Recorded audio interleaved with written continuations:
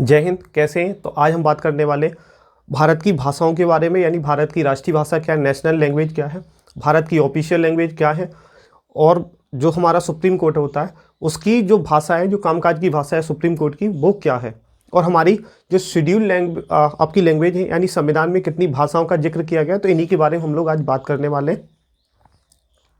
तो सबसे पहले बात करते हैं इंडिया की नेशनल लैंग्वेज।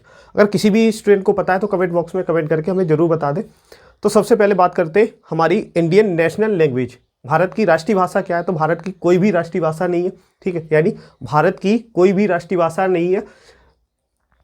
आपकी जो इंडियन नेशनल लैंग्वेज है वो कोई नहीं है, ठीक है, याद रखना। उसके बाद हम बात करते हैं इंडिया की ऑफिशियल लैंग्वेज, यानी आधिकारिक भाषा भारत क्या है।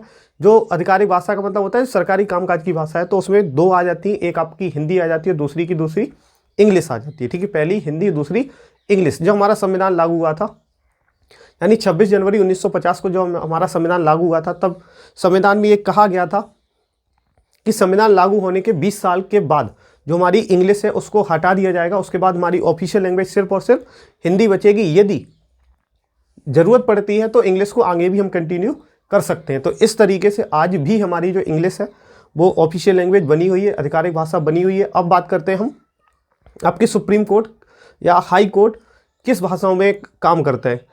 तो इसमें जो आपका सुप्रीम कोर्ट हो चाहे हाई कोर्ट हो, वो इंग्लिश लैंग्वेज में ही काम करता है, इंग्लिश भाषा में ही काम करता है। अगर उसे ज़रूरत पड़ती है कि किसी क्षेत्रीय भाषा में या हिंदी, किसी भी भाषा में, क्षेत्रीय में, अगर वो अपना कंटिन्यू करना चाहता है, ठीक है, तो उसे क्या करना होगा? हाई कोर्ट को आपके गवर्नर से और सुप्रीम कोर्ट को राष्ट्रपति से क्या लेनी होगी? परमिशन लेनी होगी।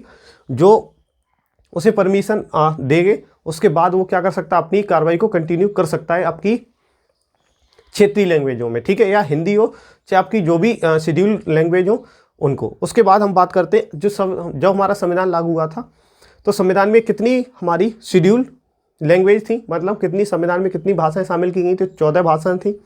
आज हमारी जो भाषाएं हैं वो संविधान के अंदर कितनी है? 22 भाषाएं, ठीक है। तो याद रखना तीनों के तीनों पॉइंट, यानी संविधान हमारी कोई भी नेशनल लैंग्वेज नहीं है। दूसरा, भारत की ऑफिशियल लैंग्वेज दो है, हिंदी और इंग्लिश। और सुप्रीम कोर्ट या हाई कोर्ट यानी कोर्ट के कामकाज की जो भाषा है, जो भी कार्रवाई होती है वो इंग्लिश में होती है। उसके बाद जब हमारा संविधान लागू हुआ था तो कितनी भाषाएं थी? 14। लेकिन आज संविधान में कितनी भाषाएं? 22 भाषाएं, ठीक है। तो जानकारी पसंद है, जानकारी तो पसंद आई हो तो वीडियो को लाइक और शेयर करना ना भूलें। चैनल पर नए हैं तो चैनल को सब्सक्राइब जरूर कर लें और बेल आइकन को प्रेस कर लें, जिससे आने वाली ऐसी ही हमारी ढेर सारी वीडियो आपको बहुत